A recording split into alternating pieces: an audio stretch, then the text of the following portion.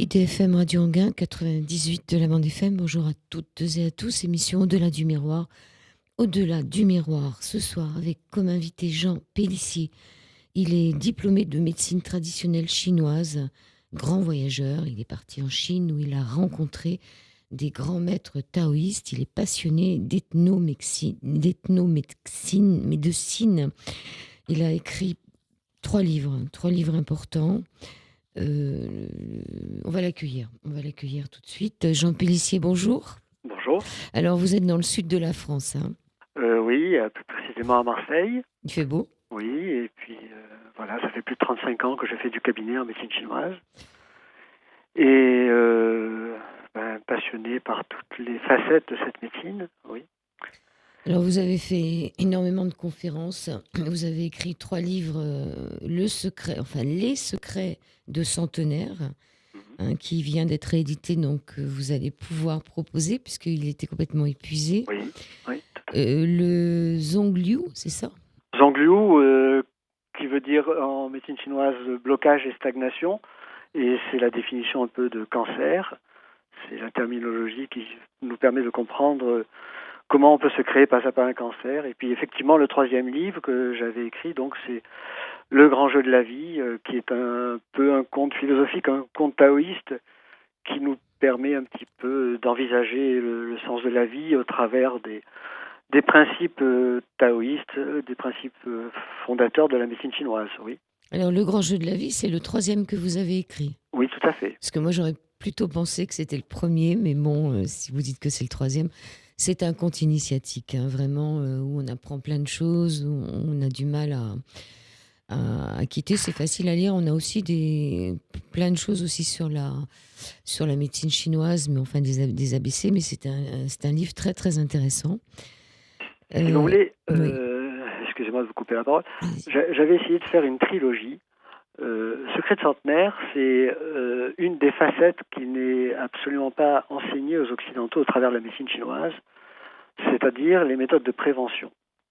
Les méthodes de prévention dans le sens où on considère, nous en médecine chinoise, que le corps n'a pas été construit pour tomber malade, mais pour s'auto-guérir en permanence, encore faut-il lui en redonner ses capacités.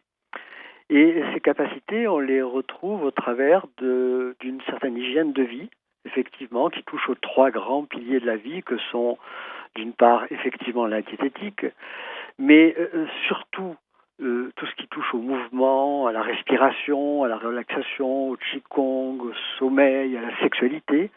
Et le 3e pilier, qui est le plus important, évidemment, c'est tout ce qui touche euh,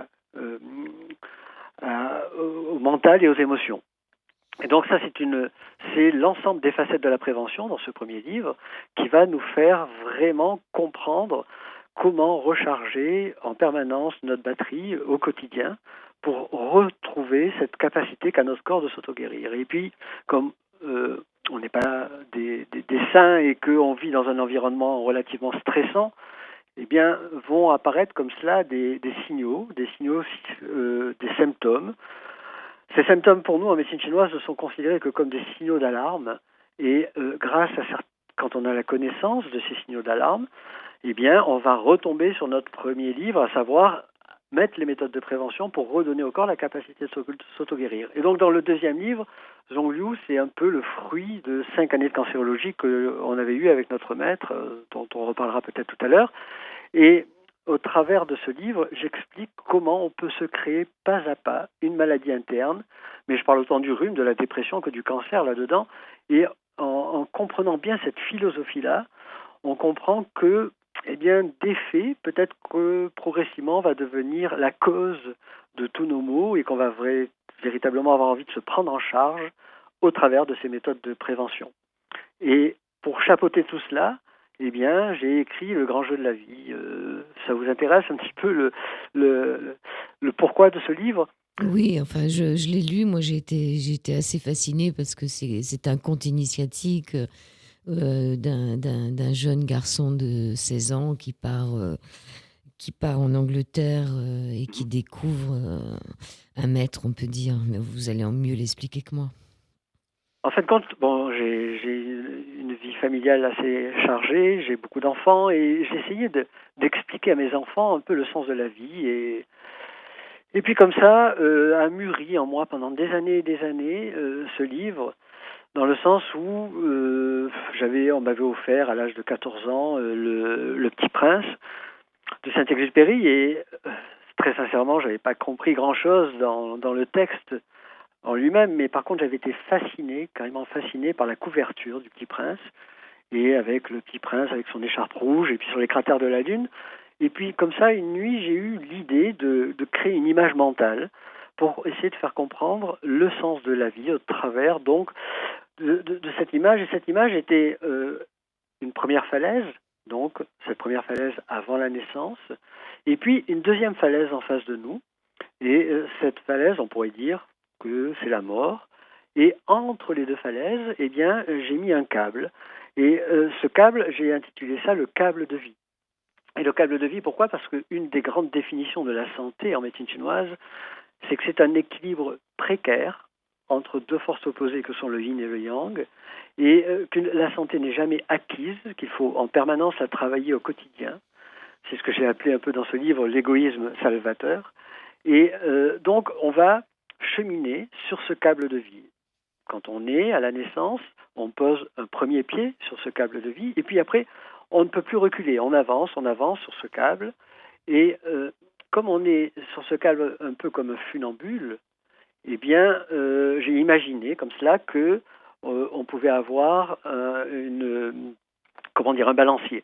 Et ce balancier, eh bien, ce sont toutes les méthodes de prévention qu'on nous apprend. Ces méthodes de prévention en médecine chinoise s'appellent Yang Cheng Fa, et ce sont ces méthodes de prévention donc qui touchent à la trilogie corps, mental, esprit, et qui font que lorsqu'on les met en place, on aura un balancier de plus en plus grand. Et ce balancier va nous permettre effectivement de tenir en équilibre sur notre câble de vie. Alors toujours, bien sûr, dans cette image mentale, j'ai imaginé comme cela qu'on avait un point au sommet du crâne. C'est un point très très important en médecine chinoise, mais pas qu'en médecine chinoise, parce que on le retrouve dans toutes les cultures traditionnelles, comme la queue de cheval des pays asiatiques, comme la tonsure des moines, la kippa des juifs. Ce point, les Tibétains pensent que c'est un peu la fontanelle postérieure. Les Tibétains pensent que l'âme sort au moment du passage à travers ce point. Et donc je me suis imaginé que ce point nous reliait à un fil invisible. Et j'ai pris comme cela l'étoile polaire. C'est à juste raison au travers des enseignements taoïstes. Et donc il y avait un fil, ce fil-là, c'est le fil de la spiritualité. Et c'est vrai qu'en Occident, on a trop tendance à travailler avec force et vigueur sur le balancier, mais on oublie totalement le côté de la spiritualité qui, s'il est extrêmement développé, nous permet effectivement d'avoir ce fil invisible tellement puissant qui nous empêche de tomber dans le précipice et qui nous permet effectivement d'arriver sur la falaise d'en face. Entre parenthèses, cette image mentale m'a fait comprendre pourquoi nos saints, je suis toujours catholique, et nos saints étaient présentés souvent de façon très décharnée et très souffrant. Les Bouddhas sont représentés ventripotents avec tout un tas de trucs adipeux, parce qu'en réalité leur corps physique n'a plus aucune importance, et puisque ce sont des saints et des êtres spirituels, et il n'y a plus que ce câble invisible. Alors, ce que j'explique évidemment au travers des conférences, c'est que, eh bien, nous, on n'est pas des saints, on a besoin des deux, on a besoin de ce balancier, donc de mettre en place cette politique d'égoïsme salvateur, et puis effectivement de développer ce côté de spirituel, qui nous relie au ciel. Et voilà, c'était au départ, c'était cette image mentale là que j'avais un peu conçue. Et puis après, j'ai tenté d'expliquer le sens de cette image mentale. Pourquoi on avait ce câble de vie. Et alors, au travers de cela, eh bien, je me suis servi du I Ching. Le I Ching, c'est un art, le livre fondateur de la médecine chinoise, qui nous a expliqué que, en réalité, dans la vie, c'est un résumé que je vous fais, c'est évident, que dans la vie, il n'y avait que 64 cas possibles, 64 possibilités possibles de quoi que ce soit, 64 types de maladies, 64 types de profils, d'épreuves de vie. et je me suis imaginé dans ce livre que notre vie était, sur notre table de vie, on avait des épreuves. Heureusement, on n'a pas les 64 épreuves. On en a 3, 4, 5 comme cela tout le long de notre vie. Et quand on étudie un peu le profil des gens, leur profil de vie, eh bien on se rend compte que ce sont toujours les mêmes épreuves qui leur reviennent comme cela, de façon redondante, parce qu'on leur a appris à surmonter l'épreuve, mais pas à dissoudre l'épreuve.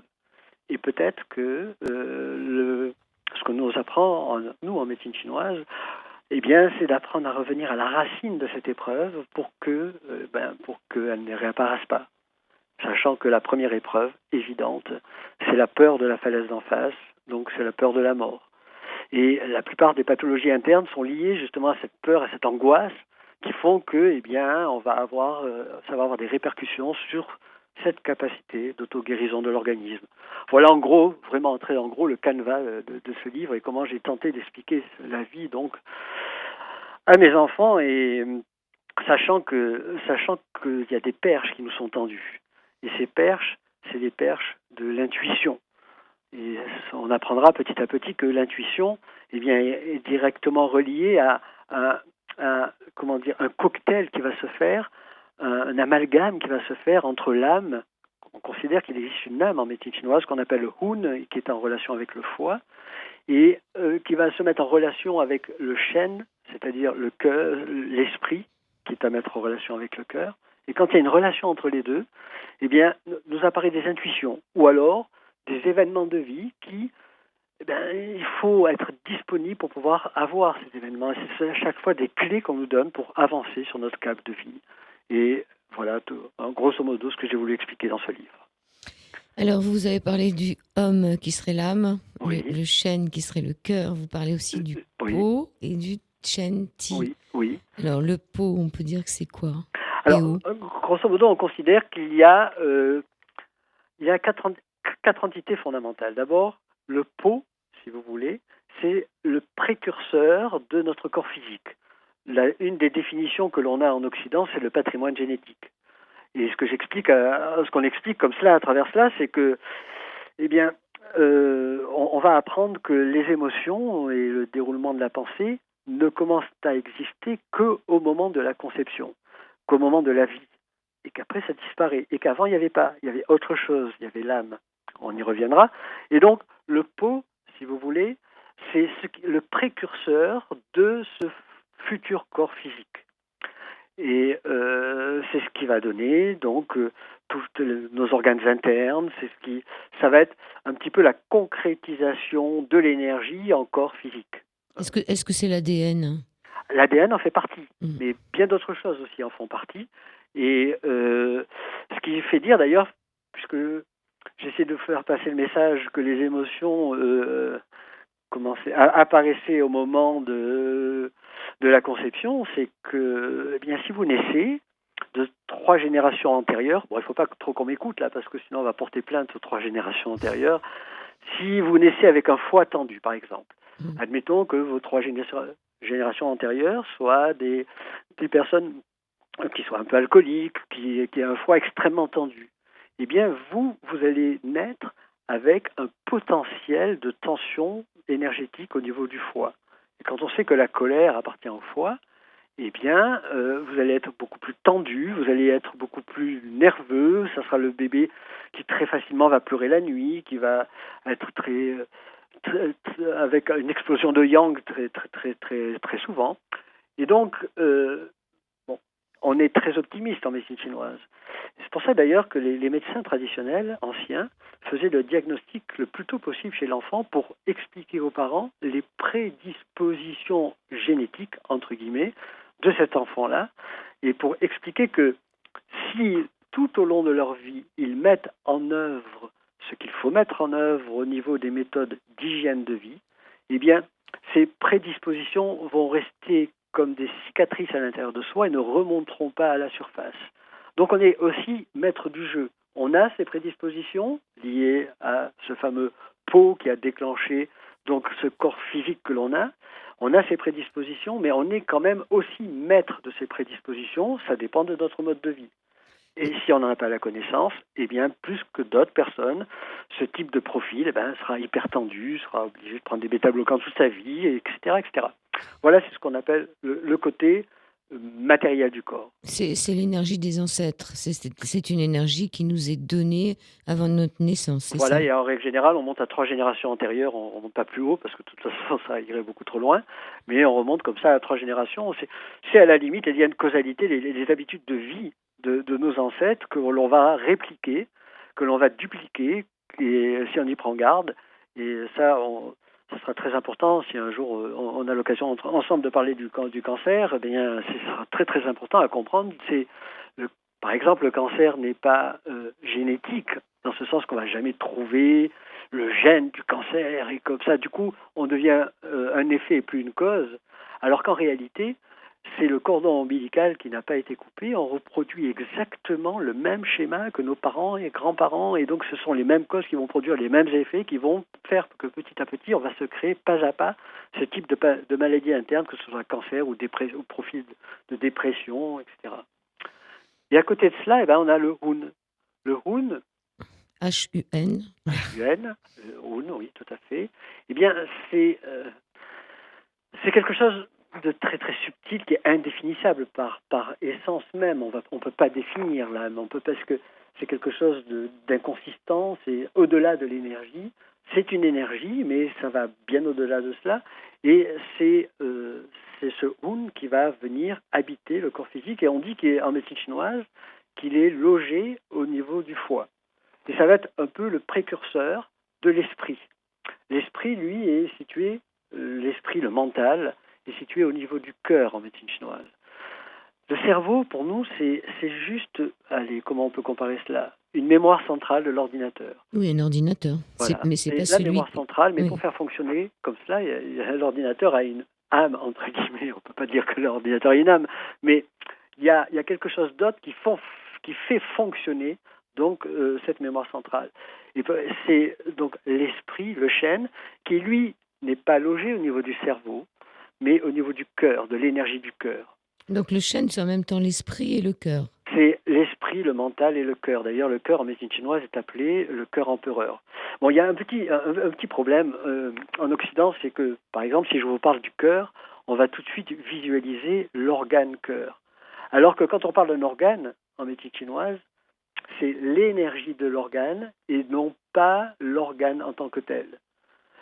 Alors, pour simplifier la chose, j'ai comparé cela dans mes livres, dans Secrets de Centenaire et dans d'autres livres, à notre corps comme un ordinateur. Et un ordinateur, eh bien, pour fonctionner, pour venir emmagasiner, donc, et pour accéder à sa mémoire centrale, a besoin de logiciels informatiques. Et comme ça, on a considéré en médecine chinoise qu'on a 5 logiciels informatiques, que sont le poumon, que sont le cœur, que sont le foie, vésicule biliaire, que sont la rate, pancréas, que sont l'énergie des reins. Et ces 5 logiciels organes, qui sont interdépendants d'ailleurs, eh bien, c'est eux qui gouvernent toute la symptomatologie que l'on peut avoir. On a comme ça à peu près 900 symptômes signaux d'alarme: un mal de tête, une migraine, une douleur cervicale, un ballonnement au niveau du ventre, une douleur au genou. Pour le moment, pour nous, ce n'est pas des maladies à part entière, c'est juste des signaux d'alarme qu'émet l'organisme et qui montrent juste qu'il y a eu un dérèglement au niveau de tel ou tel logiciel selon la localisation justement donc de ces symptômes. Et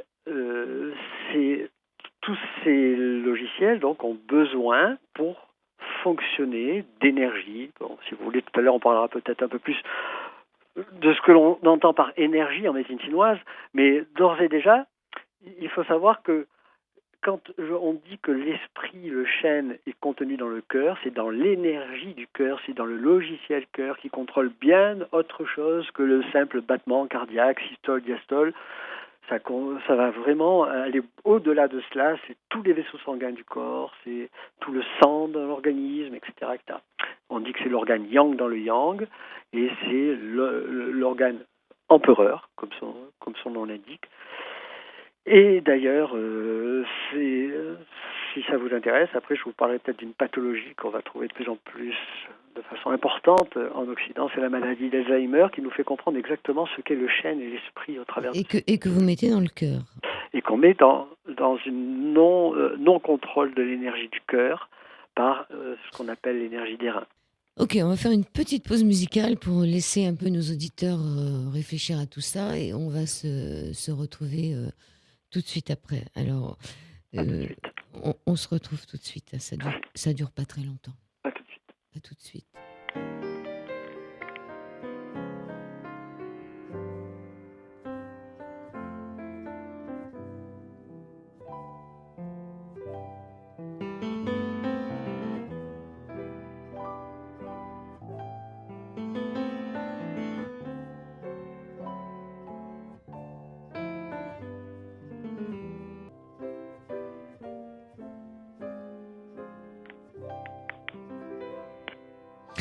Voilà, alors c'est pas Jean Pélissier qui joue, mais j'ai trouvé c'est un certain Henri, je crois, Pélissier, que je vous ai mis Ah bon, comme oui, d'accord. musique. J'ai trouvé ça amusant Oui, tout à parce fait. que alors vous avez vous avez des musiques, on en parlera plus tard. Là, on était sur le grand cycle, hein, donc sur ces histoires de Hong, Mhm. de Oui, Po, de Shen et de oui. Shen-Ti. Mais j'aimerais bien qu'on revienne sur cette maladie d'Alzheimer qui, pour moi j'ai un père qui a eu ce problème-là. Je suis persuadée que c'était pas vraiment le cerveau qui avait un problème, mais que ça se passait à un autre niveau. Ça Alors, peut, si ça... vous voulez, cette maladie a été décrite depuis des millénaires en Chine. On pourrait dire la chose suivante, c'est que, eh bien, avant, on parlait de sénilité. Je pense qu'Alzheimer a eu le bras long pour donner le nom à cette maladie, mais c'est exactement la même chose. Et si on veut vraiment bien appréhender ce type de pathologie, si on peut appeler ça une pathologie, qui se crée pas à pas à l'intérieur de notre corps, eh bien, il faudrait en revenir à des phrases clés, comme ça. Vous savez, la médecine chinoise, je vous parlais du I Ching tout à l'heure, qui est un livre qui a plus de 5000 ans, et à partir de là, 2500 ans après, est apparu un autre livre fondateur de la médecine chinoise qui s'appelle le Nei Ching. Et ce livre, c'est un concentré de connaissances et de savoir, sachant que les 11 années d'études que j'ai eues avec mon maître ont suffi à peine à effleurer tout ce qui pouvait être dit au travers de ce livre fondateur. Et il y a des phrases clés. La médecine chinoise donc, est avant tout un enseignement oral. Et on a souvent comme ça des phrases clés. Sur une seule phrase, on pourrait discuter, parler des heures et des jours et des semaines entières, uniquement en développant certaines de ces phrases clés. Et il y a une phrase, je vous la donne complètement, et puis ensuite on va prendre qu'une partie de cette phrase, une phrase qui dit que l'eau des reins nourrit le bois du foie et calme le feu du cœur. Oui, c'est la mer qui nourrit Bien. c'est la théorie des 5 éléments. Voilà, alors bien sûr, c'est un petit peu ésotérique pour une oreille occidentale non avertie, mais il faut savoir que pour mieux comprendre et appréhender ce qu'il se produit à l'intérieur de notre organisme, on a mis les différents organes en relation avec les éléments de la nature. Et du coup, on comprend beaucoup mieux les choses. Et si on dit que le foie est à mettre en relation avec le bois, par exemple, et que l'eau, l'énergie de l'eau, l'énergie yin, est à mettre en relation avec l'énergie des reins, eh bien dans la nature, quand vous avez un arbre qui vient prendre ses racines dans l'eau et qui n'a pas assez d'eau, le bois s'assèche rapidement, devient sec et s'enflamme facilement. Et nous, dans notre organisme, quand l'énergie des reins s'affaiblit pour moult raisons, eh bien, quand cette énergie est trop faible, l'eau des reins s'affaiblit, n'arrive plus à nourrir le bois du foie et le foie s'assèche, entre guillemets, c'est en langage imagé, et du coup, un foie qui s'assèche va s'enflammer très facilement, et c'est la violence, la colère, l'hypertension qui peuvent apparaître. Et on peut aller très loin dans la compréhension de tout ce qui se produit à l'heure actuelle dans le monde par rapport à ces peurs et ces angoisses perpétuelles, chroniques qu'on nous inculque, qu'on nous oblige à avoir, qui épuisent complètement notre batterie des reins et qui fait que les gens sont de plus en plus tendus, belliqueux, violents, parce que l'eau des reins n'arrive plus à contrôler le bois du foie. Alors là, on a vu le bois, l'eau et le feu. Il nous en manque encore un. Alors, Il il nous nous manque en la manque encore terre, un. même Nous deux. avons donc dans les 5 éléments, le bois à mettre en relation avec le foie, la terre que l'on va mettre en relation avec la rate pancréas, on va avoir le métal qui va être mis en relation avec le poumon, l'eau donc avec les reins et le feu avec le cœur. Alors quand on revient à la phrase à cette phrase fondamentale qui dit que l'eau des reins nourrit le feu du cœur. Tout à l'heure, je vous disais que le chêne, l'esprit, était à mettre en relation avec le cœur. Et que le cœur, c'était le cœur empereur, donc c'était un organe yang. D'ailleurs, on appelle ça un organe yang dans le yang. Et le yang, par essence, a envie de s'échapper du corps. Il a envie de sortir du corps, et c'est l'hyperexcitabilité, l'excès de pensée, tout ça, ce sont des phénomènes yang d'hyperactivité.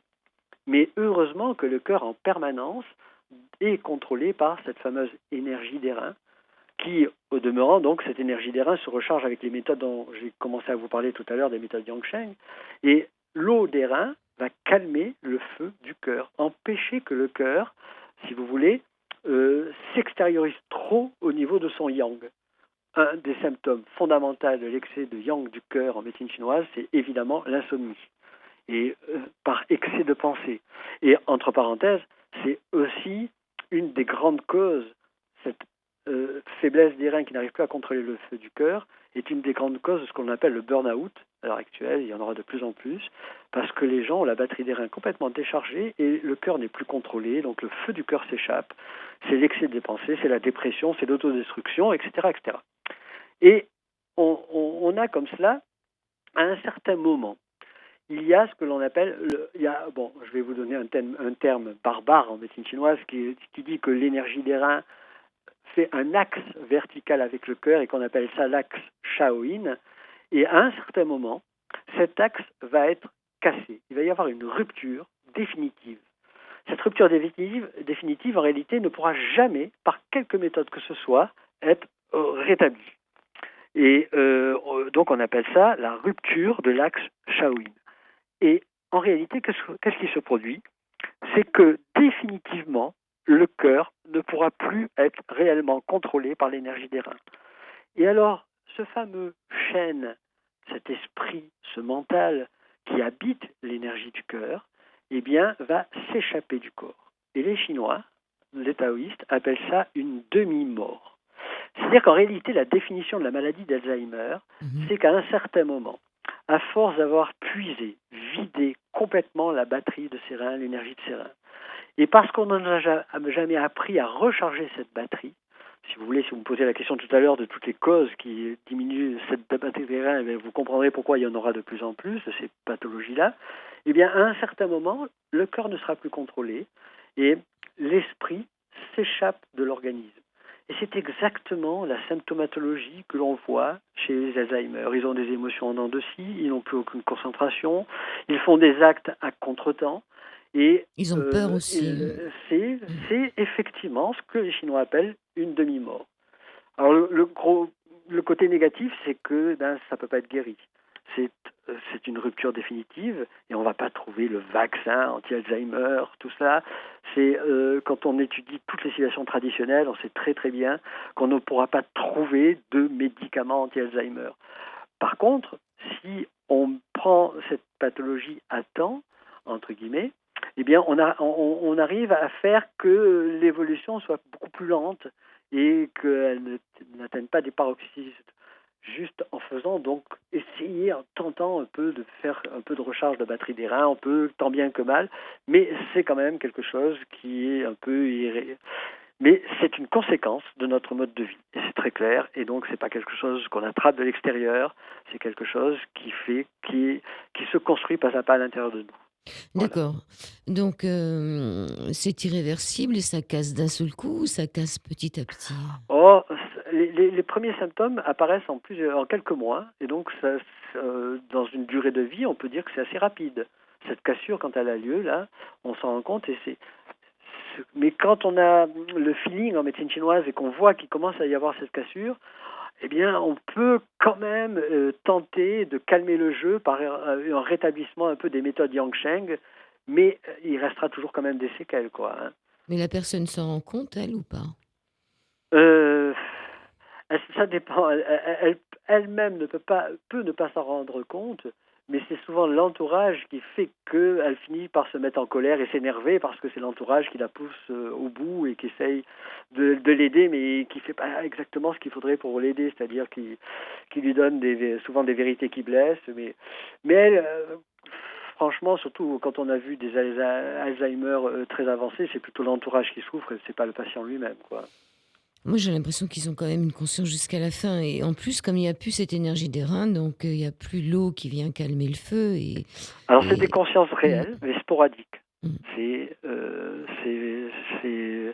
c'est pas tout le temps qu'ils ont cette conscience-là. Et à un certain moment, donc il y a de la souffrance, c'est évident. Il y a de la souffrance, mais après ils repartent dans cet échappement du chêne de l'esprit qui s'en va un peu du cœur. Oui. On avait dit qu'on parlerait de votre enseignement, du professeur Léon Coquen, oui. Leung Oui, oui. Young. Vous l'avez rencontré où? Oh, euh, vous savez, dans une vie en fin de compte, bon, j'ai 61 ans, là, une vie c'est absolument passionnant et je ne suis pas né ici, je suis né en 52 en Algérie. Et d'ailleurs, pélicier, c'est porteur de pelisse, donc mes arrière-grands-parents, au moment du phylloxéra, avaient immigré là-bas. Et mon père qui est toujours en vie, était chirurgien, et le maître de mon père était passionné d'astrologie chinoise. Et il avait ouvert un département d'acupuncture, d'ailleurs, à l'hôpital Mustapha en 1959-1960, à Alger. Et moi, j'avais été baigné, et chaque fois que je le voyais, il me parlait de cela et tout. Et donc, j'avais 9-10 ans. Et puis, petit à petit, de fil en aiguille, vous savez, toutes les perches, justement, qui nous sont tendues, je collectionnais des thèmes. Et comme par hasard, je collectionnais que les thèmes chinois. Et puis, j'étais passionné par tout cela. Et puis, petit à petit, de fil en aiguille, quand j'ai fait mon armée, j'ai eu comme adjudant un Vietnamien qui m'a appris tous les méridiens d'acupuncture, qui m'a vraiment donné plein de techniques de tuina, de massage en médecine chinoise. Et puis comme ça, de fil en aiguille, un jour, il y a des amis qui m'ont dit, voilà, il y a un maître qui décide d'enseigner aux Occidentaux la vraie médecine chinoise traditionnelle. Et il avait commencé à faire ses enseignements à Hong Kong. Il était parti de Chine après la révolution culturelle. Et voilà, donc ce maître a été un des premiers à enseigner la médecine chinoise pure aux Occidentaux. Alors, quand on dit un maître, eh bien, nous, on pourra jamais être des maîtres. Parce que, d'abord, on n'en a pas l'hérédité, premièrement. Lui, il était de 14 générations de père en fils médecin. Et à l'âge de 12 ans, tenez-vous bien, et je crois même un petit peu avant, il connaissait par cœur, sous forme de comptine, le fameux Nei Ching. Et il connaissait déjà par cœur toutes les plantes chinoises, toutes les formules chinoises, etc. Donc nous, heureusement, on a de temps en temps le support de l'ivresque et surtout le support de l'ordinateur qui nous aide un petit peu à jongler avec tout cela. Mais au niveau mémorisation, il nous faudra des générations et des générations pour aborder toutes ces facettes. Et alors donc lui, au travers de son enseignement, il a su uniquement en enseignement oral, il n'y avait pas d'écrit, uniquement en enseignement oral, nous inculquer non seulement les techniques qu'on connaît en médecine en Occident plutôt, que sont l'acupuncture, la pharmacopée, la psychothérapie, la diététique, les massages, le tuina, sous-tendu par le diagnostic. La particularité du diagnostic en médecine chinoise, c'est la prise des pouls, l'étude des langues, la physionomie, la façon dont s'exprime la personne, etc. Tout un tas de signes que peuvent nous donner ces différents examens. Et si vous voulez, mais ça c'est qu'un pan de la médecine chinoise. Et l'autre pan, et c'est ce qui nous a appris, et c'est ce qui me passionne dans la vie, eh bien, c'est qu'en réalité, le corps, comme je vous disais tout à l'heure, n'a pas été construit pour tomber malade, mais pour s'auto-guérir en permanence. Et il nous a enseigné comme cela toutes les techniques, je dis bien toutes les techniques de prévention. Et même à la limite, il considérait que nous, en tant que praticiens, nous n'avions pas le droit De de tomber tomber malade, malade oui, pour c'est être sûr. crédible vis-à-vis de nos patients. Ben oui, si vous ne pouvez pas vous soigner vous-même, vous ne pouvez pas soigner les Et on ne peut autres. pas être crédible. C'est tout à fait clair. Alors, secret de centenaire, 120 ans même, hein, il est dit dans certaines traditions qu'on pourrait vivre jusqu'à 120 ans sans trop de problèmes. C'est notre, entre guillemets, notre espérance de vie. Et comme chaque être vivant, comme chaque animal, comme chaque végétaux, comme chaque être vivant a une espérance de vie potentielle, eh bien, le point de repère, c'est 120 ans. Alors, ce qui est très, très intéressant à comprendre, c'est que on a comme ça à la naissance une huile ancestrale, capital vital, et ce capital vital, eh bien, il ne faut pas y toucher. Il ne faut pas y toucher parce que ce capital vital, on ne peut pas le reconstituer. Dans Secret sans Terre, j'avais comparé ça à une lampe à huile avec une petite flamme. Et c'est la petite veilleuse, cette petite flamme, qui permet de déclencher tous les métabolismes de l'organisme, mais juste là.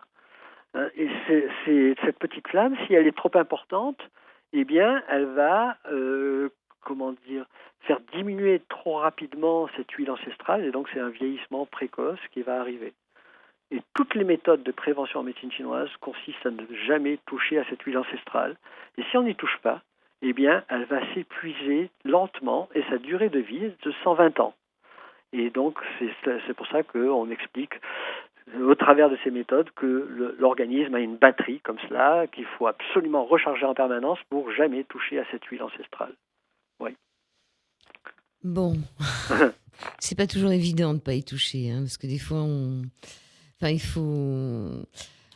faut être vigilant. C'est pas toujours évident parce que quand on est en bonne santé, on a mal nulle part, donc on se rend Oui, pas compte. tout Donc à on fait. a tendance à tirer sur les ficelles et on se rend compte que ça va mal quand c'est déjà un peu.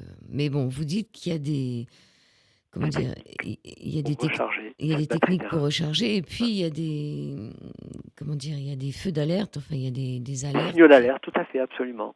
Des signaux d'alerte. Mais vous savez, c'est fondamental de comprendre. Bon, quand je vous ai parlé tout à l'heure de la batterie de l'organisme, elle est située au niveau de l'énergie des reins. Cette batterie, elle doit être rechargée au quotidien, en permanence. La première façon la plus naturelle de recharger cette batterie, c'est de dormir profondément entre 11 heures et 3-4 heures du matin. C'est le moment yin dans le yin, c'est la façon la plus naturelle, le sommeil, pour recharger cette batterie des reins. Après, on a d'autres techniques que sont les techniques de relaxation qu'on apprend à nos patients. Quand on sait bien se relaxer, par exemple, 10 minutes de relaxation, c'est 3 heures de sommeil en tant que facteur de récupération. Et donc, c'est un élément fondamental. 2 fois 10 minutes se relaxer, une fois après le repas de midi et une fois le soir vers 5-6 heures du soir. Il y a des raisons bien spécifiques pour ça. Après, il y a l'aspect, si vous voulez, au niveau recharge, diététique. Il faut savoir que la diététique, intrinsèquement, demande énormément d'énergie pour être le bol alimentaire, énormément d'énergie pour être digéré. Donc, autant que faire se peut, autant amener une diététique qui recharge la batterie, qui ne décharge pas la batterie. Donc, il y a plein de règles, il y a comme ça 9 règles de base en diététique traditionnelle qui nous font comprendre comment se servir de la diététique pour recharger cette batterie. Et puis, il y a évidemment les 2 axes centraux de la prévention, que sont et la gestion des émotions, premier élément, et la respiration. Qui est très importante La aussi. ventilation, la respiration est un élément majeur, évidemment, pour recharger cette batterie des reins. Alors, combien de fois par jour on doit être présent à sa respiration? Notre maître nous disait la chose suivante. Si, mis bout à bout, tout au long d'une journée, vous ne respirez pas en pleine conscience 200 à 300 fois, tout le reste ne sert quasiment à rien. Et l'avantage de ces respirations pluriquotidiennes, mis bout à bout, nous permet justement, momentanément, d'arrêter notre ordinateur central, d'arrêter de penser pendant 30-40 secondes, le temps d'un feu rouge, le temps d'un spot publicitaire à la télé. C'est ce qu'on appelle la pleine conscience. Pendant la pleine conscience, pendant 30 secondes, vous vous concentrez sur la respiration. Et quand le corps a pris l'habitude, comme cela, 10, 15, 20 fois à le faire dans la journée, vous aurez exactement les mêmes résultats bénéfiques dans votre organisme que des heures et des heures de méditation. C'est ce qu'on appelle vivre en pleine conscience chaque instant présent grâce à ce type d'exercice qu'on veut mettre en œuvre. Oui. D'accord, on va partir un petit peu sur une musique chinoise pour une petite minute. Super.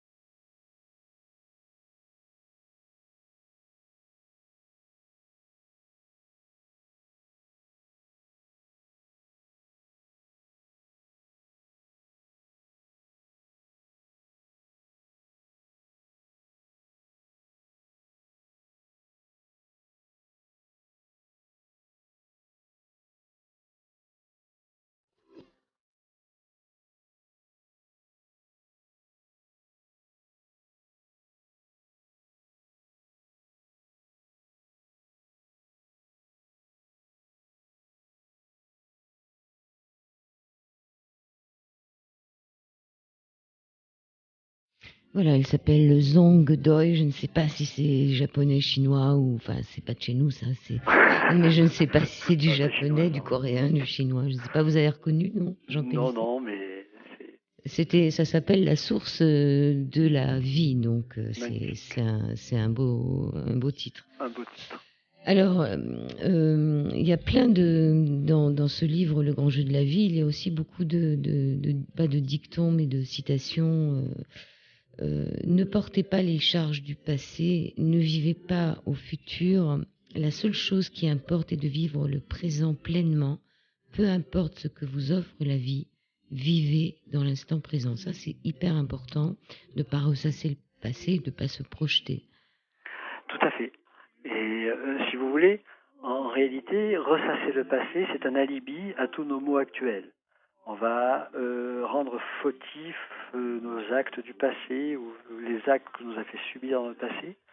Et de même que essayer d'extrapoler sur le futur, il y a un proverbe que j'aime beaucoup et qui dit ce n'est jamais ce à quoi on s'attend qui arrive, donc ça sert à rien de se masturber le mental par rapport à ce qui peut arriver demain, parce que c'est pas ce qui va arriver, c'est autre chose. Oui, mais en même temps, si on ne sait pas où on va, on peut pas y aller. Donc, il faut quand même avoir certains objectifs.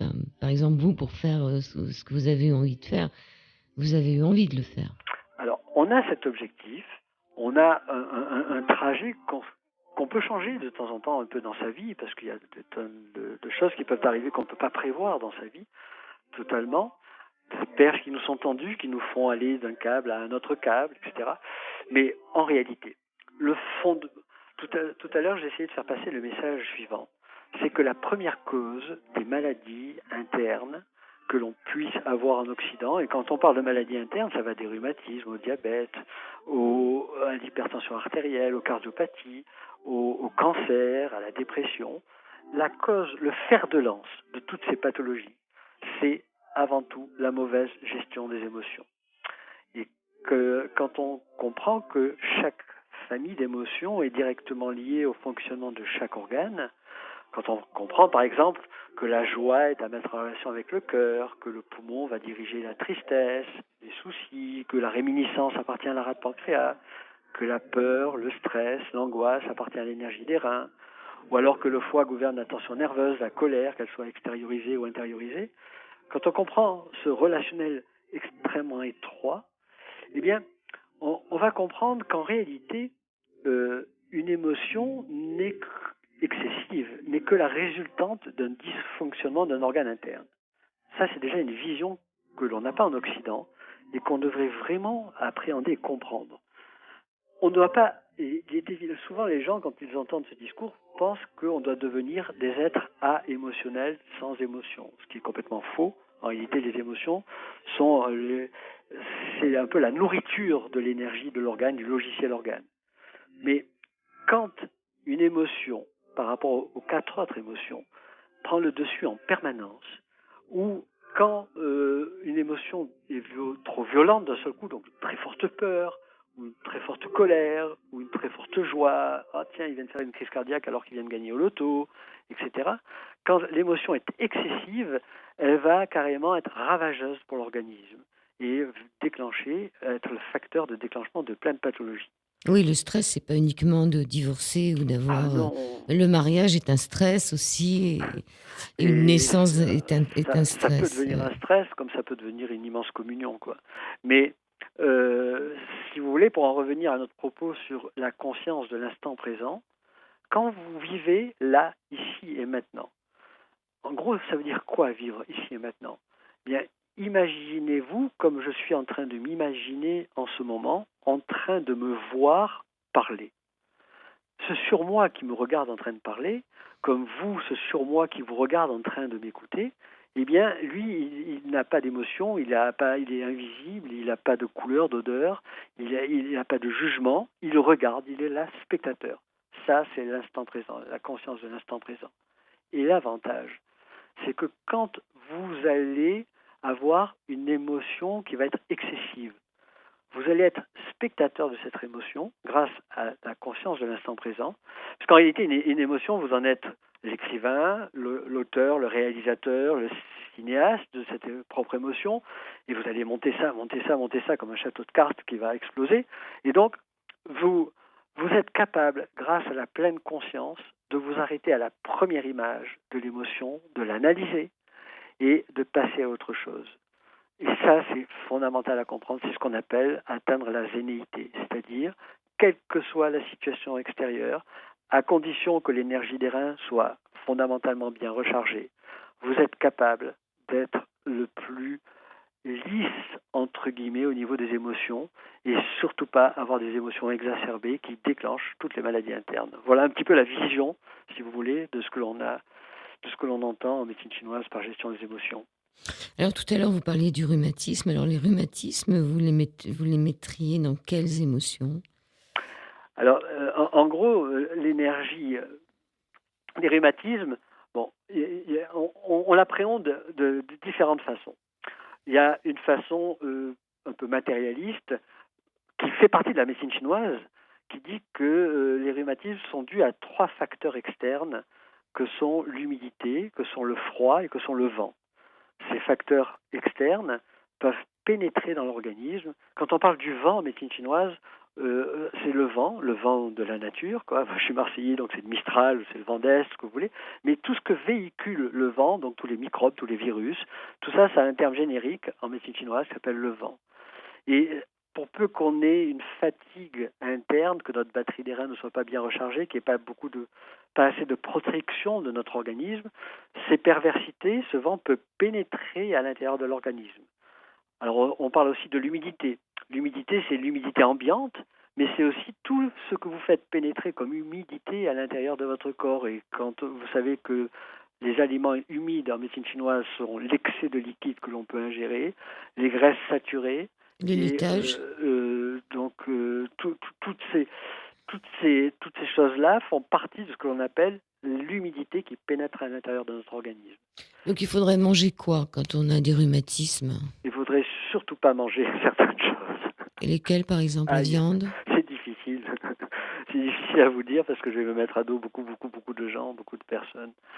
Euh, Tout ce qui est viande déjà, non? je ne sais pas si on peut en parler Si, on librement par peut. rapport, par exemple, admettons que vous soyez en très très bonne santé, eh bien vous pouvez effectivement consommer des produits laitiers. Des produits laitiers tirés de la vache, mais par contre, si vous avez des déséquilibres à l'intérieur de votre corps, ces produits-là risquent de se retourner un peu contre l'organisme. Il y a des raisons bien précises pour cela. Hein. C'est que je peux continuer sur Oui, ce oui, sujet. allez-y, je C'est suis que tout le à veau, fait. à l'âge de 8-9 mois, pèse 250 kg, alors que le bébé d'homme pèse 8 à 9 kg. Ça veut dire qu'il y a des protéines dans le lait de vache qui ont une capacité extraordinaire de multiplication cellulaire qui permet au veau de passer de 0 à 250 kg. Et nous, quand on prend ces protéines en excès au travers de tous les dérivés des produits laitiers, je ne parle pas que du lait, hein, mais de tous les dérivés des produits laitiers de vache, eh bien, d'abord, ces protéines vont être beaucoup trop grosses. Je ne parle même pas des graisses saturées là. Hein. Je parle juste des grosses protéines.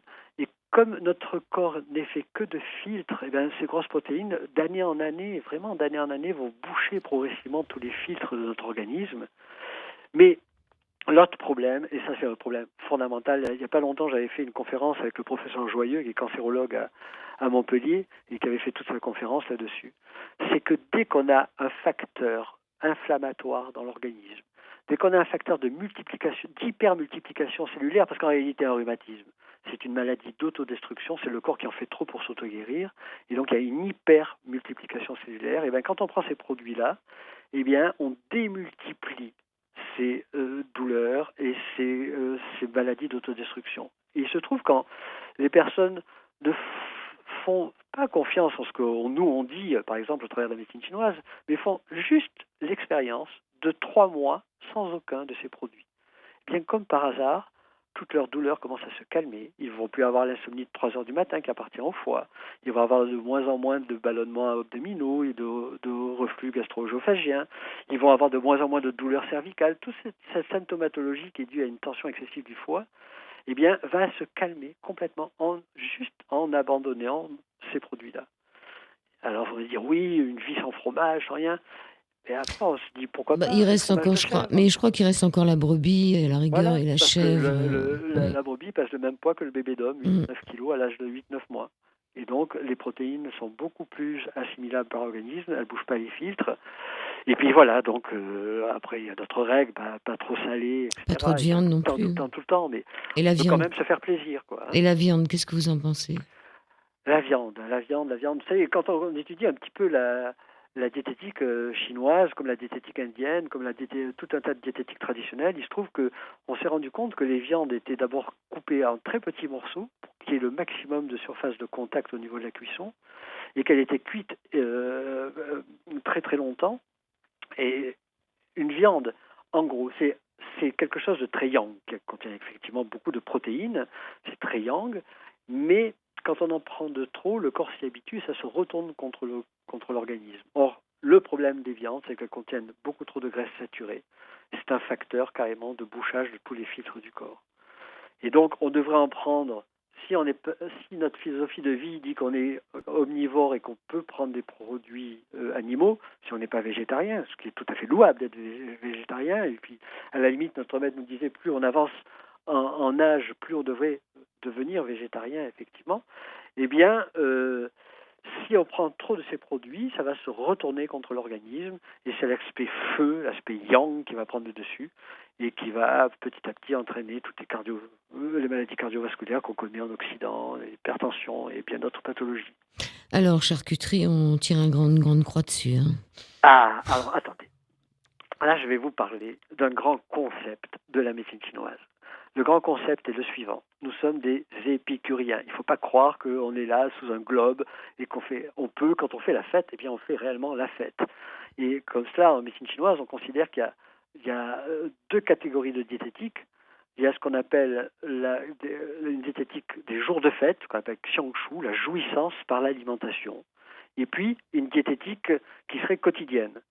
Et si on prend par exemple 60 repas dans le mois, donc 2 fois 30 repas, eh bien on peut s'octroyer une dizaine de repas de fête dans le mois, c'est génial, C'est pas mal, oui. sauf que les 50 autres repas doivent être diététiques.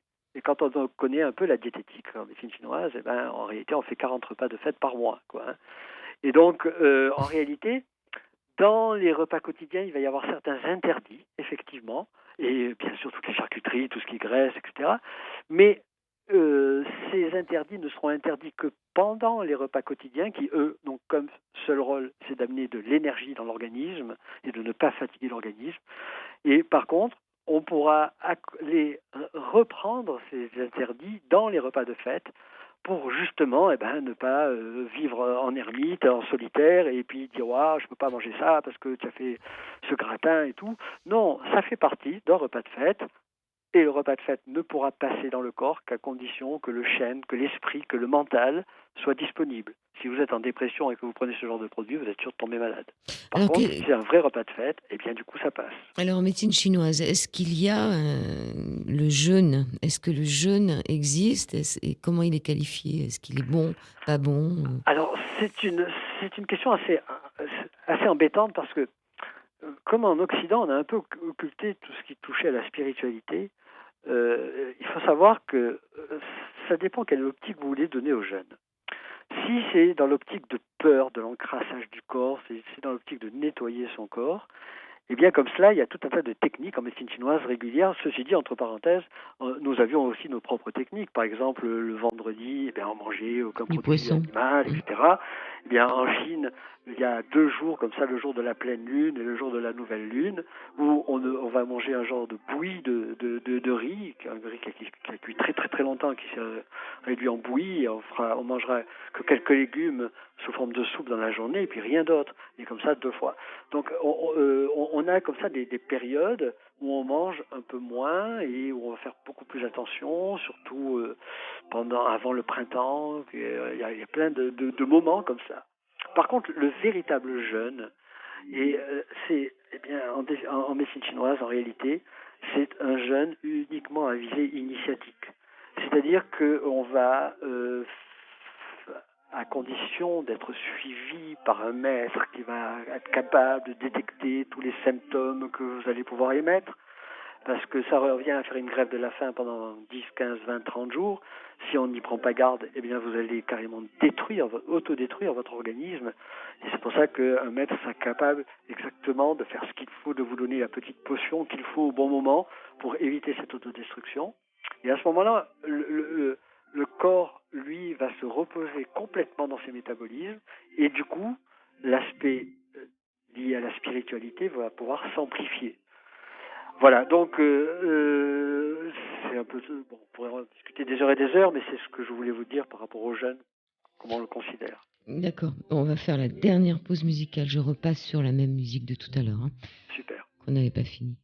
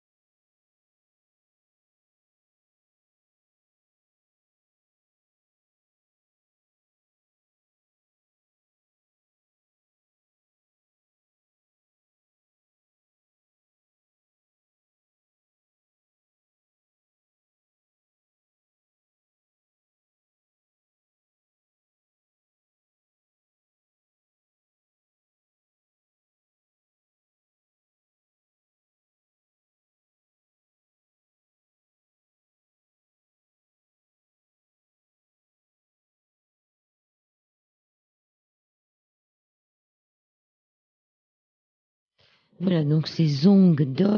Moi, je trouve qu'elle a une voix assez exceptionnelle, cette femme. C'est vrai, elle a une jolie voix, parce que d'habitude, les musiques comme ça, je trouve que c'est un peu... bon, mais là, je trouve qu'elle a vraiment une belle voix, cette fameuse Zong Doi. Ça vole, c'est aérien. Ah ouais. Alors, ce qui est intéressant avec vous, c'est que vous donnez un tas de conférences un peu partout en France. Je vous ai rencontré au dernier salon bio qui était porte de Versailles. Vous revenez en région parisienne quand à peu près?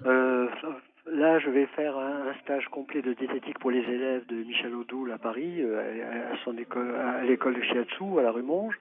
Et bon, ça c'est réservé aux élèves, mais je reviendrai à Paris là à la rentrée, où je vais faire le salon Entrée Zen. Oui. Et au travers de ce salon, je vais justement mettre en place une nouvelle série de conférences sur la maladie d'Alzheimer. Mm.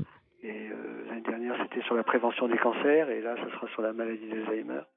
Et voilà, chaque année, je choisis des thèmes spécifiques pour faire comprendre aux gens qu'on peut effectivement, en ayant la connaissance, en réalité, en gros, toutes ces conférences, je les fais pour petit à petit donner une certaine connaissance aux gens pour qu'ils deviennent spectateurs de leur état et qu'ils n'aient plus peur des symptômes, signaux d'alarme qui apparaissent. Et qu'ils n'aillent pas tout de suite se réfugier par la peur et l'angoisse, par la non-connaissance, vers tout un tas d'examens, vers tout un tas de techniques qui en réalité ferait que si on mettait le minimum, je dis bien le minimum de règles de prévention en œuvre, eh bien, le corps se chargerait justement de cette autorégulation, de cette auto-guérison. Je ne parle pas des maladies, là je parle des symptômes, signaux d'alarme, hein, nous sommes bien d'accord.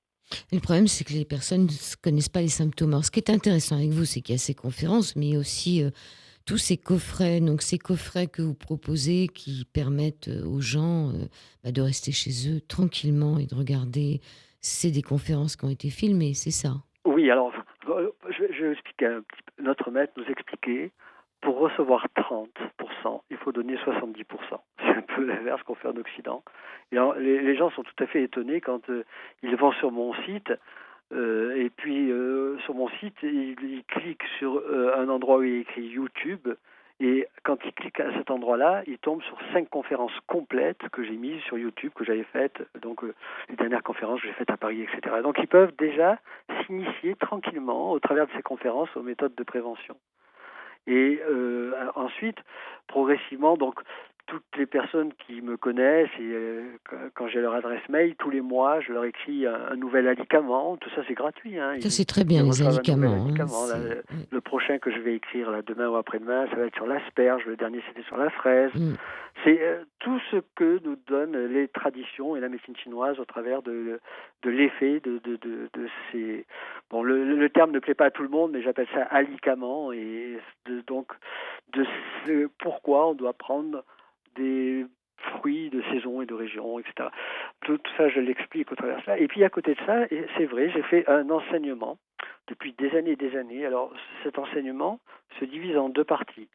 Il y a, vous pouvez être totalement profane en médecine chinoise et apprendre les méthodes de prévention en médecine chinoise. Alors du coup, sur le site, vous allez trouver d'abord un coffret où il y a 11 CD. Et ce coffret, c'est les méthodes Yang-Shen, donc les méthodes de prévention. Donc c'est tout ce qu'on devrait mettre en œuvre du matin jusqu'au soir. Vous avez un cours complet de respiration guidée, un cours complet de relaxation guidée, un cours sur la diététique, sur les thés chinois, un cours sur la psychothérapie, sur la sexualité fondamentale en médecine chinoise, la relaxation profonde de Thich Nhat Hanh qui nous permet de nous initier à la méditation. Bon, tout cela, si vous voulez, c'est les différents paramètres. Et tout ça a été explosé ensuite dans 2 stages que j'ai fait, que je ne fais plus maintenant, sur la gestion du stress et des émotions et sur la diététique. Et sur la diététique, c'est un peu différent de celui que je fais pour Michel Odoul, pour ses élèves, qui sont eux des professionnels. Mais donc ces 2 stages ont été intégralement filmés en vidéo et vous les avez dans les coffrets où il y a 11 heures de film vidéo. Et vous avez l'intégralité du stage sur que doit-on mettre en œuvre du matin jusqu'au soir, ça c'est pour la gestion des émotions, et l'autre c'est comment jongler avec les 9 règles de base communes à toutes les diététiques traditionnelles. Alors il y a aussi un DVD sur les Qigong, un DVD sur la diététique, et Sur la ainsi de suite. Ça c'est les musicothérapie, méthodes oui. Yang Sheng. Il y a la musicothérapie aussi. Alors Hein. il y a aussi la musicothérapie, c'est passionnant la musicothérapie en médecine chinoise. C'est une musique, ce qu'on a là, c'est une musique qui a été composée en 1600, qui a été rejouée il y a 35 ans à Hong Kong avec les instruments originaux traditionnels. Et on entend par musicothérapie en médecine chinoise. Il faut savoir que la musique chinoise est une musique pentatonique qui fonctionne sur 5 notes. Et nous, on a do, ré, mi, fa, sol, la, si, et ben eux, ils n'ont que 5 notes. C'est ce qui donne cet aspect un peu spécifique aux mélopées orientales. Et donc, il se trouve que chaque note, chaque dominante de note, rentre en vibration avec l'énergie d'un organe spécifique. Et on peut complètement concevoir qu'une certaine partition dans laquelle il y a une note dominante ou un instrument qui joue cette note et qui est dominant puisse entrer en vibration avec un organe spécifique. Alors c'est évidemment pas une thérapie à part entière, mais c'est une aide thérapeutique très très intéressante, et on a comme ça, dans ces coffrets de musicothérapie, les 5 CD qui correspondent aux 5 organes, aux 5 éléments, aux 5 saisons, et on peut, et c'est des mélodies tellement belles, tellement extraordinaires, que ça fait moins de 30 ans que je mets que ça en cabinet à mes patients, et je m'en suis toujours jamais lassé une seule fois. Je crois même qu'il y a un CD pour un sevrage du tabac, je crois. Hein. Alors ça, c'est dans le coffret Yang Sheng. C'est dans un CD de relaxation où j'ai mis une relaxation qui permet d'ouvrir un entonnoir entre le conscient et le subconscient, et il n'y a pas d'infraliminaire là, c'est mes paroles quoi, hein, vous entendez les paroles, mais à force de répéter ça tous les soirs de façon régulière pendant 9, 10, 15 jours, juste cette relaxation va faire que le jour où vous décidez d'arrêter de fumer, eh bien vous ne serez pas en conflit entre votre conscient et votre subconscient. Vous savez, si vous arrêtez de fumer parce que vous avez peur de la cigarette, ça peut que déclencher une pathologie plus tard, ou de prise de poids, ou d'hypertension artérielle. En réalité, quand vous arrêtez de fumer, c'est que vous avez compris que la cigarette entraînait chez vous un vieillissement précoce, donc une diminution très forte de cette huile ancestrale, mais que vous avez, vous, la capacité de dire, tiens, ben, j'arrête là maintenant. Mais pour avoir cette capacité de dire j'arrête là maintenant, il faut avoir une énergie des reins puissante. On en revient toujours au même. Et du coup, vous arrêtez de fumer, comme font beaucoup de personnes, sans aucun symptôme secondaire. Et cette relaxation pour l'arrêt de la cigarette fait partie de ces méthodes qui permettent effectivement d'agir sur le subconscient le plus profond, etc. Voilà. Et donc ça si vous voulez, dans le site, c'est le premier aspect de ce que j'enseigne et au travers de ces coffrets.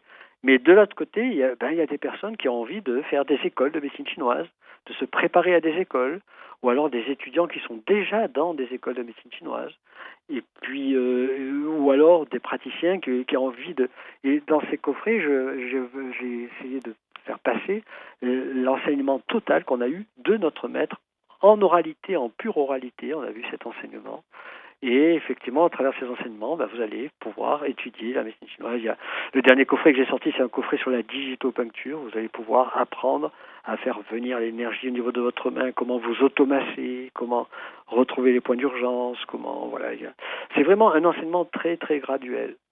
D'ailleurs, si je peux me permettre, je peux donner mon site. Oui, voilà, le site, C'est www.jeanpellissier, alors Jean comme Jean, Pellissier c'est P-E-L-I-2-S-I-E-R, un seul L et deux S, jeanpellissier.com. Ça, c'est facile, parce que si on tape Jean Pellissier, il arrive tout de suite. Oui. Par contre, ceux qui voudraient vous écrire, il faut aller sur le site, il y a un contact sur le Voilà, site. il y a un contact sur le site sans aucun problème. Et puis, s'ils ont des questions au travers de tout ce que je viens de débaucher là pendant ce temps, eh bien, ils peuvent me poser les questions qu'ils veulent, il n'y a aucun problème. Alors, il y a aussi sur ce site un lien pour aller sur votre blog d'Alicamment, là. Oui, Et tout à fait. donc, il y avait la fraise qui est là. Et la dernière fois, c'était le chourave. Tout à fait, oui. Et puis avant, c'était l'ail. Alors, le chourave... Vous êtes une aficionados, hein. Oui, je suis sur le site, là, donc je regarde. Le chourave, c'est pas quelque chose qu'on mange tous les jours, le chourave. Non. Et pourtant, il y a des vertus très très intéressantes anti-tan. Vous savez, il y a un terme général en médecine chinoise qui s'appelle le tan, T-A-N. Ce sont tous les déchets que l'organisme aurait dû normalement éliminer, qui n'a pas la capacité. Et il y a comme ça certains légumes ou certains fruits qui ont cette capacité d'éliminer le tan et donc de prévenir tout un tas de pathologies, de maladies.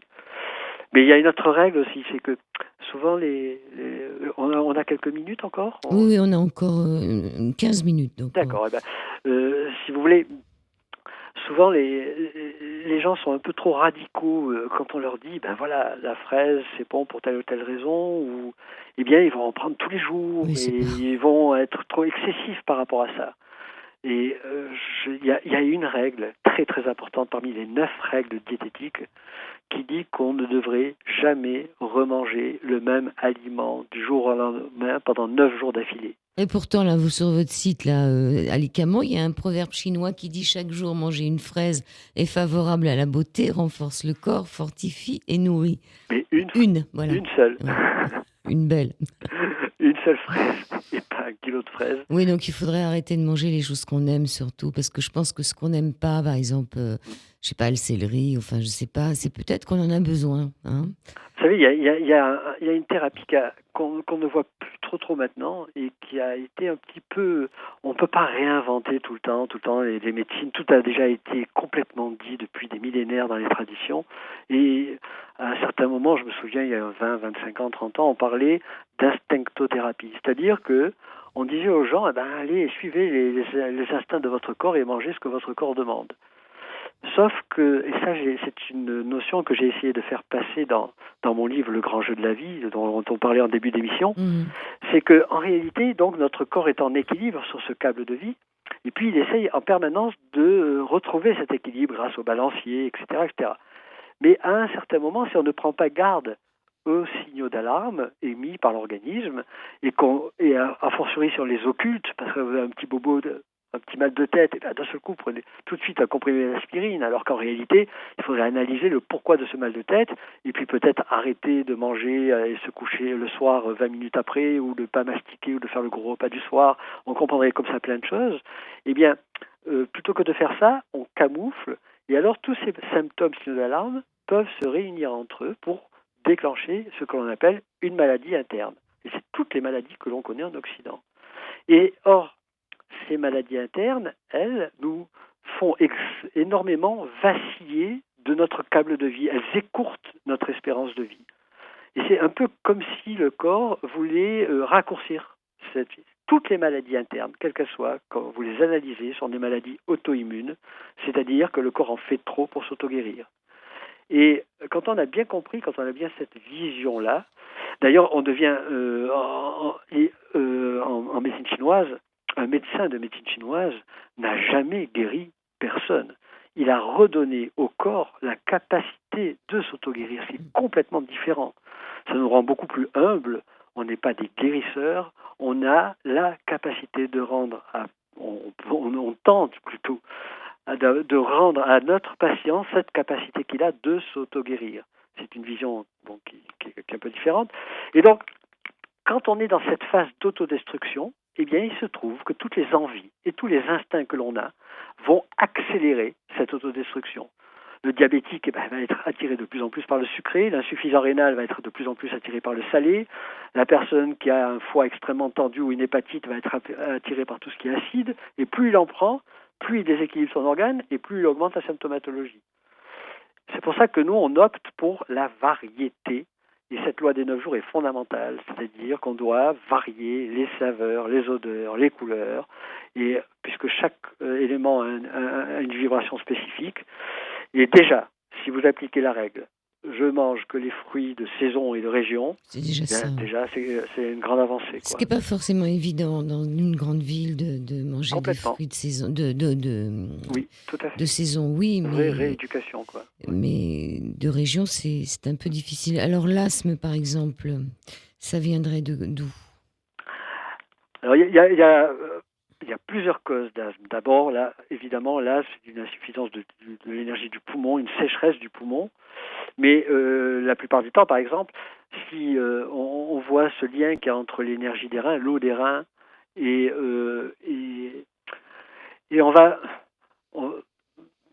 va parler par exemple d'un méridien. Vous savez, les méridiens sont les fameux trajets énergétiques qui mettent en relation la surface du corps avec les organes internes. On a 12 méridiens, 12 organes internes, mais il y a aussi des méridiens internes. Et il se trouve qu'il y a un méridien qui part de l'énergie des reins, donc du bas du corps, et qui est axial, qui est dans le corps, qui est un peu en avant de la colonne vertébrale, et qui monte, et qui va à l'entrée des bronches, et qui va aussi inonder les glandes thyroïdes, parathyroïdes et l'arrière-gorge.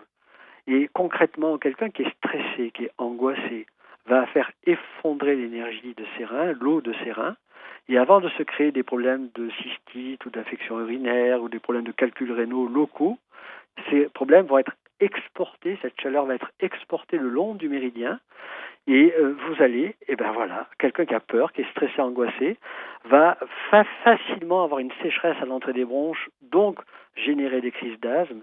C'est un profil qu'on retrouve très souvent. Ou alors si la chaleur remonte un peu plus haut, c'est dans la gorge que ça va se produire, cette sécheresse.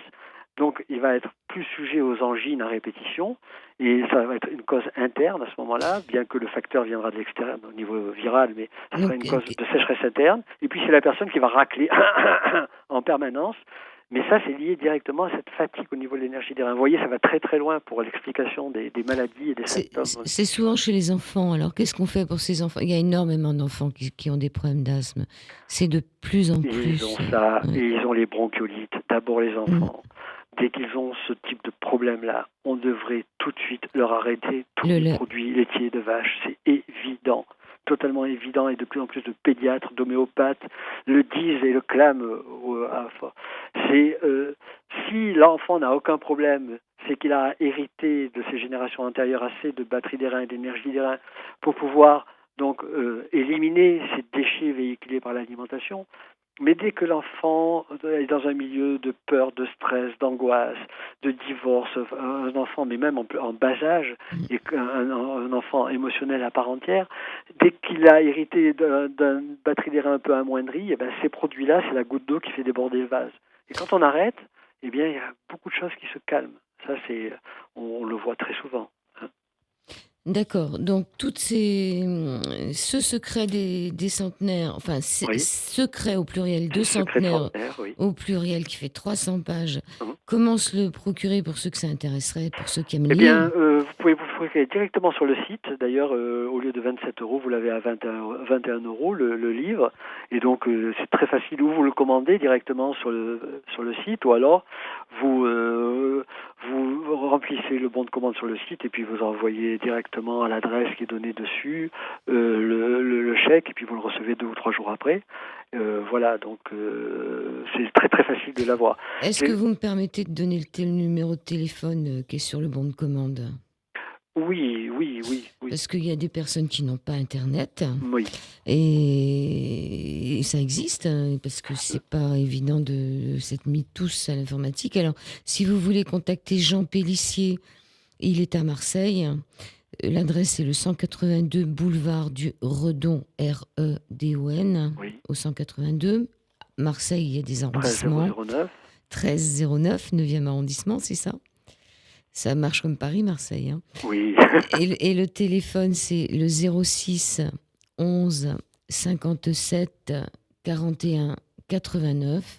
Ou alors le 04 91 41 04 70 04 91 41 04 70. Voilà, ça c'est pour les Voilà. personnes qui ne se sont pas mis à Internet. Il y en a encore. Ça, je le sais parce que voilà, il y a encore, Oui, tout à fait. on n'est pas à 100% Bien sûr que Internet. non. Et puis, il y a des personnes qui ont Internet mais qui ne savent pas trop s'en servir. Le grand jeu de la vie, c'est un livre qu'on peut lire presque. C'est un roman initiatique où on apprend plein de choses. Moi, je me suis régalée. Pour moi, j'étais persuadée que c'était votre premier livre, mais Et, vous voyez, c'est le et non, ça a été troisième. en fin de compte la concrétisation.